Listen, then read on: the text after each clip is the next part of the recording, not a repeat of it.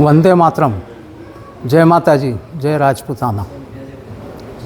આ જો લાંબા સમયથી વિવાદ ચાલી રહ્યો છે એના વિશે હું દીપેન્દ્રસિંહ ચૈતન્યસિંહ સિસોદિયા એટલું જ કહેવાનું છે કે જ્યારથી મેં હોશ સંભાળ્યું ત્યારથી હું સંઘનો કાર્યકર્તા હું અને આજ સુધી ભારત માતા રાષ્ટ્રને સર્વોપરી માનીને જ ચાલું છું અને સંઘે જ અમને શીખવાડ્યું છે કે અત્યારની પરિસ્થિતિમાં હોય કે કોઈ પણ પરિસ્થિતિ હોય રાષ્ટ્રધર્મ સર્વોપરી છે।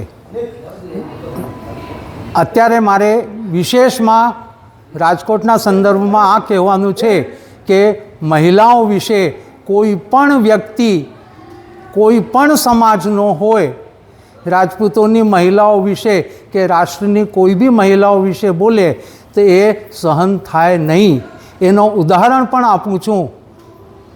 હિમાચલમાં એક કાર્યકર્તા જ બીજેપીના ઉપર કોઈ વ્યક્તિએ આક્ષેપ કર્યું તો ઇલેક્શન ડિપાર્ટમેન્ટ એક્શનમાં આવી ગયું।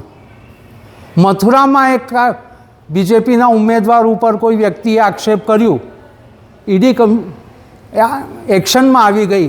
તો અહીંયા એટલા પૂરા રજપૂત સમાજની મહિલાઓ ઉપર જબ કોઈ વ્યક્તિ આક્ષેપ કરતો હોય ત્યારે ઈડી કે બીજેપી કેમ એક્શનમાં નથી આવતી? અમારે ફક્ત એ જ કહેવાનું છે, અમારી માન બેટીઓ નથી, એમનો શું ગુનો છે?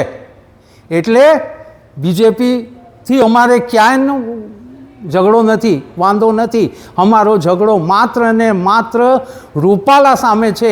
બીજેપી એ વસ્તુને સ્પષ્ટ સમજી લે કે રાજપૂતોનો ઝઘડો માત્ર રૂપાલા માટે છે। રૂપાલા જ્યારે ઇલેક્શન નથી લડ્યો છે, અત્યારે લડી રહ્યો છે, તે સમયે એલફેલ બોલી શકે તો ઇલેક્શન પછી શું કરશે માણસ? એટલે અમારે એનો વિરોધ છે, બીજો કોઈ વિરોધ નથી। જય માતાજી, જય ભવાની।